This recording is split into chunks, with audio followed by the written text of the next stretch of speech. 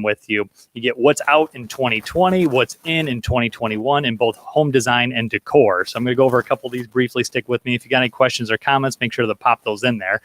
So the question is, I had to look a lot of these up. What is Grandmillenial? That's in. Grandmillennial's in. There's a couple other chic things that are in. First, we're going to talk about what is out. So let me share this with you. And this is a lot of stuff. I hope Kelly isn't watching because we might be redesigning some of the features in our house. But I'm going to read through some of this real quick. Here's the home design trends that homeowners regret the most. So we got all white kitchens and natural walls and granite countertops. Those are a handful of things that never seem to go out of style. Designers, tastemakers try to push the public towards more adventurous options, but those never seem to kind of go away. So, however, there's other trends that are revolving doors. As soon as they reach their peak, they're out again. So this is an article on Inman, Maureen McPherson, and this is something not everybody has access to the general public, so I can't really share the link, so I'm just going to kind of read through some of this. So if you look at, we got our old Edison bulbs, more on that and what you should and shouldn't have then. So what's out? Edison lights, exposed brick, pipes for a calmer, more sense interior in 2021. We all lived through 2020. Everybody's looking for that more cozy kind of setup now and what that looks like. So we get into, if your home looks more like an industrial warehouse or an abandoned building, you could end up losing money. That's why it's important. That's why we're talking about it.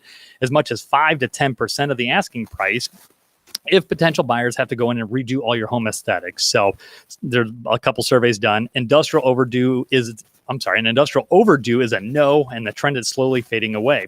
Industrial accents are here and there acceptable, but try not to go overboard with it. I'll show you a couple examples of what that looks like then. So we've all seen that. I mean, it's very trendy. There's still a lot of apartments in town that, they've renovated buildings. They look just like that.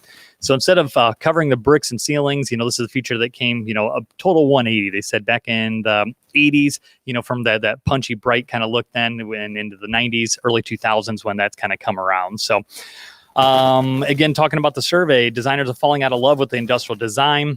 Aesthetic tastemakers are favoring soft, lush interior landscapes. I'll show you what some of those look like here. The world is harsh and cold enough these days, so people are looking for spaces that nurture and envelop them. They want rooms that let them sink into the important things in life, and it doesn't necessarily include Edison bulbs. We got to get rid of about 50 of them in our house then. So industrial design isn't the only feature that homeowners are dismissing. I'll show you a couple others then. And we're going to show you what to do or what's going to be in here. So the vessel bathroom sinks. We don't see a lot of those around here, but 58%, they're out. They don't like them. Open shelving, 52% don't like those. They're out. The shabby chic furniture, 41% out. Floral furniture, 39% says, get them out of here. So vessel sinks, that's what this is going to look like here. So they've overstayed their welcome in any bathroom. Not only are they awkward to use, they can potentially knock down the value of your home. So again, not in our market so much, but they're saying potentially could lead to a $27,000 decrease in your property value if your bathroom in total is outdated. Open shelving can look great when it's first put up and everything looks neat and tidy on the shelves, but inevitably over time, open shelving can look cluttered and untidy, and many buyers will notice that as they view your home. So it's just looking as a buyer's perspective, just costing them money. And I know with my kids, there's no way we can keep open shelving. That's just not an option. So let me show you here where we go into the next thing. So what can you do? So those are out. So if we're going in, what do you want to look at then? I've got the top 10 here. I'm going to show you this one here real quick. Grandmillenial. What in the world is Grandmillenial? I had to look this one up myself. You got designs that are in. So Back to the Future, again, talking about those soft, more cozy things. Back to the 80s design. I'm sharing the wrong one here. Let me get back to this. I'll show you the wrong one. Here we go. We're into the 80s. 80s look, Back to the Future, 80 design. I'm not sure if that's going to catch on around here or not then.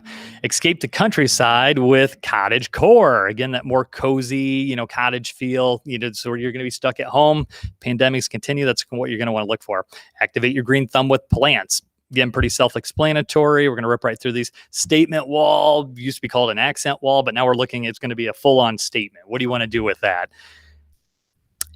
International inspiration, again, pulling from all different cultures. There's a lot that goes in with that there. We're just kind of breeze through these here. Colorful kitchens are in vogue. I wasn't a big believer of this, but we've seen a lot of homes kind of switching over to this.